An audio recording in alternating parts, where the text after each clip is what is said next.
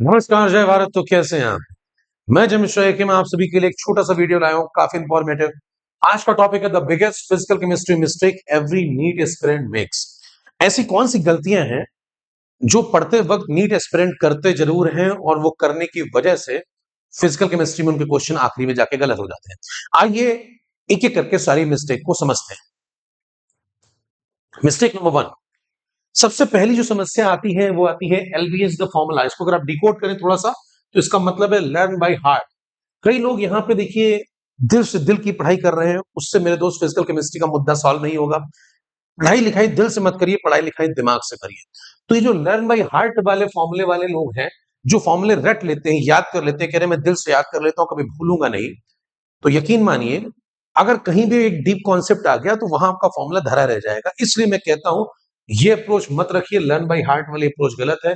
Lack of basic derivation अगर आपका होगा और आप सिर्फ फॉर्मूला रट के बैठे होंगे और आपने डेरिवेशन नहीं देखा होगा या समझा नहीं होगा, तो जब एक अच्छा क्वेश्चन आएगा, जैसे इस बार केमिकल काइनेटिक्स में एक कोफिशिएंट वाला क्वेश्चन आ गया था, थर्मो में क्वेश्चन आ गया था जिसमें एडियाबैटिक प्रोसेस के अंदर ग्राफ भी था, वहां पे आपको डेरिवेशन आना चाहिए। अगर आपके बेसिक कॉन्सेप्ट वीक होंगे, केवल ऊपर ऊपर सतही तौर पे आपने फॉर्मूले रटे होंगे, तो बात नहीं बनेगी। मिस्टेक नंबर टू, दूसरी गलती क्या करते हैं, न्यूमेरिकल कम लगाते हैं। मतलब कम लगाने का मतलब वो ज्यादा थ्योरी पे यकीन रखते हैं और कहते हैं थ्योरी से ही काम बन जाएगा, वहां जाके मैं न्यूमेरिकल लगा लूं। तो ये मिस्टेक बिल्कुल दिमाग से निकाल दीजिए। अगर आप ये गलती कर रहे हैं तो मेरे दोस्त वहां पे जाकर के वही होगा जो आपने अभी तक किया है। अगर आप ये सोच रहे हैं आपने एक न्यूमेरिकल ऐसा आ गया वहां पेपर में जो आपने आज तक देखा ही नहीं और आप वहां सॉल्व कर लेंगे, अचानक से ऐसा हो जाएगा, अचानक से आपके अंदर एक चमत्कारिक शक्ति आ जाएगी, तो ये सब बेकार की बातें हैं, ऐसा कुछ भी नहीं होता। आप जो यहाँ से पढ़ के जाएंगे हो सकता है उसमें से आप कुछ कर पाए। अगर आप नहीं पढ़ के गए हैं तो यकीन मानिए वहां कुछ नहीं होना है। इसलिए न्यूमेरिकल प्रैक्टिस बढ़ाइए। कम से कम मिनिमम आपको 200 क्वेश्चंस है ना, मिनिमम 200 क्वेश्चंस आपको हर टॉपिक पे लगाने ही हैं, है ना। 200 सवाल हर टॉपिक पे आपको लगाने हैं एग्जाम में जाने से पहले। उसमें आप पीवाईक्यू और ऐड कर सकते हैं, लेकिन 200 क्वेश्चन पहले आप लगाइए, फिर पीवाईक्यू वगैरह लगाइए। अब आप इसमें कैसे कैसे लगाते हैं वो आपके ऊपर निर्भर करता है। टॉपिक खत्म होने के बाद सीधे 200 क्वेश्चन लगा लीजिए, वो भी ठीक है, या रिवीजन करते समय कुछ क्वेश्चन एक्स्ट्रा लगाइए, वो भी ठीक है, लेकिन क्वेश्चन लगाइए। अगली समस्या क्या आती है, लोग जब न्यूमेरिकल सॉल्व करते हैं, जैसे मैंने मान लीजिए मॉड्यूल दिया, आपने न्यूमेरिकल सॉल्व किया, आपने एक रफ कॉपी बनाई और उसमें रफ कॉपी में आप क्वेश्चन सॉल्व करते गए, टिक करते गए शीट के ऊपर, काम खत्म हो गया। अभी तो ठीक है, अभी आपने टॉपिक पढ़ा है, मामला बिल्कुल गर्मा गर्म है, अभी आपने टॉपिक पढ़ा है, अभी आपने न्यूमेरिकल लगाए हैं, अभी हो रहा है। लेकिन 2 महीने बाद का क्या, 3 महीने बाद का क्या, जब आप 3 से 4 महीने का गैप कर देते हैं उस टॉपिक के अंदर, उसके बाद वो चीजें आपके दिमाग से स्किप करने लगती हैं और वो न्यूमेरिकल आपके दिमाग से उतरना शुरू कर जाते हैं।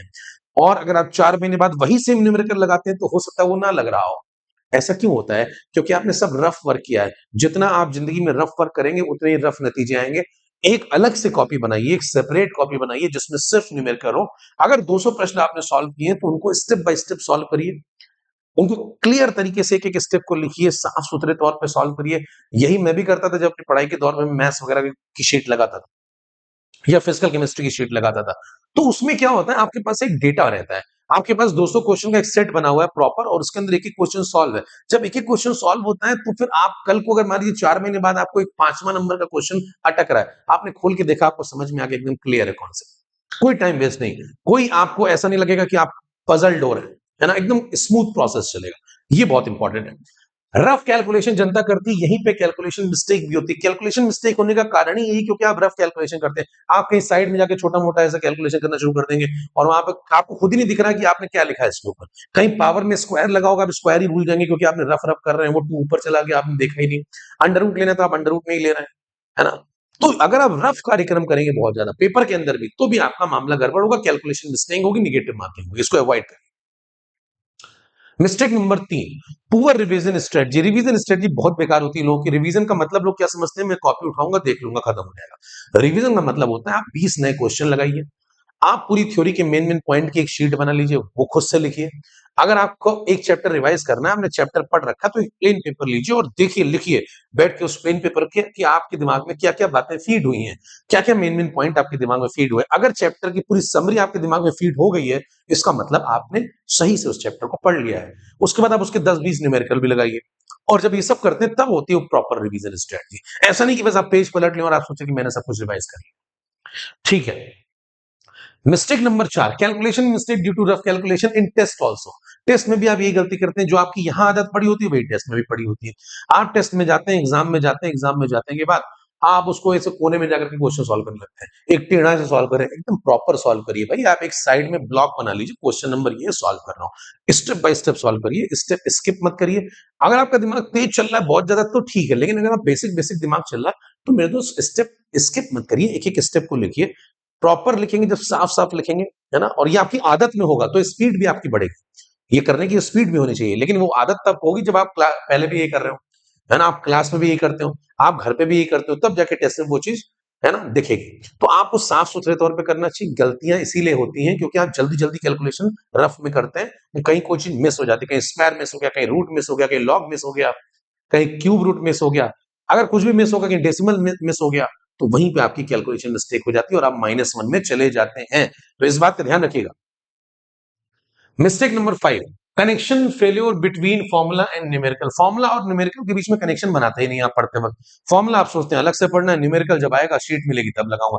नहीं, अगर आप एक फॉर्मूला लिख रहे हैं तो उसके नीचे एक न्यूमेरिकल भी लिखिए कि इस फॉर्मूले पे ये बेस न्यूमेरिकल और ये मैंने सॉल्व किया और ये देखिए फॉर्मूले का एप्लीकेशन है। तो जब आप ऐसा करते हुए चलते हैं, हर जगह पे एक फॉर्मूला, फॉर्मूले के बाद उसका एक न्यूमेरिकल भी होना चाहिए। क्लास में कराता हूं, अगर आप प्रॉपर वैसे ही चलेंगे तो आपको एप्लीकेशन भी क्लियर होगा, और जब एप्लीकेशन क्लियर होता है तो फॉर्मूला अपने आप रिकॉल हो जाता है। Mistake number 6, lack of step by step approach. ये मैंने आपको बताया, न्यूमेरिकल के अंदर स्टेप बाय स्टेप अप्रोच की काफी कमी होती है, और अगर आप वो कमी रखेंगे तो आपकी कैलकुलेशन मिस्टेक होगी, उसको अवॉइड करिए। तो पहले क्या करिए, डेरिवेशन पे ध्यान दीजिए, है ना, फॉर्मूले पे आने से पहले डेरिवेशन पे जाइए, फिर फॉर्मूले पे जाइए, फिर एप्लीकेशन ऑफ फॉर्मूले पे जाइए, फिर एक रिलेवेंट एग्जांपल उस हर एक फॉर्मूले का उसके नीचे जरूर करिए। ऐसा कर करके अगर आप 2 कॉपी बनाते हैं, एक कॉपी थ्योरी की, एक कॉपी न्यूमेरिकल की। थ्योरी की कॉपी का मतलब जो क्लास में कराया जा रहा है, जो भी कंटेंट, चाहे वो क्वेश्चन हो चाहे वो थ्योरी हो, वो सब एक कॉपी में, और एक न्यूमेरिकल की, प्योर न्यूमेरिकल की कॉपी जिसमें आप सिर्फ शीट लगाएंगे, सिर्फ मॉड्यूल लगाएंगे, उसकी सेपरेट कॉपी बनाइए।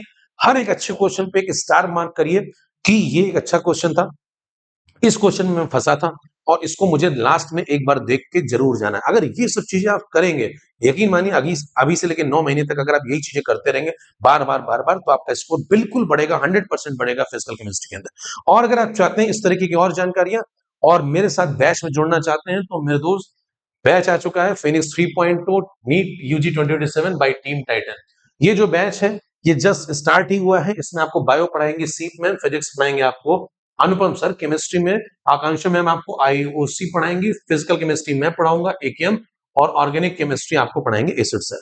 तो ये टीम है जोरदार। अगर आप मेरी छत्र छाया में रहना चाहते हैं तो मेरा कोड यूज करिए, जे स्टार लाइव, JSTARLIVE। ये मेरा कोड है, और ये कोड लगाने के बाद आप स्क्रीनशॉट ले लीजिएगा और मिलिएगा मुझसे स्पेशल क्लासेस में।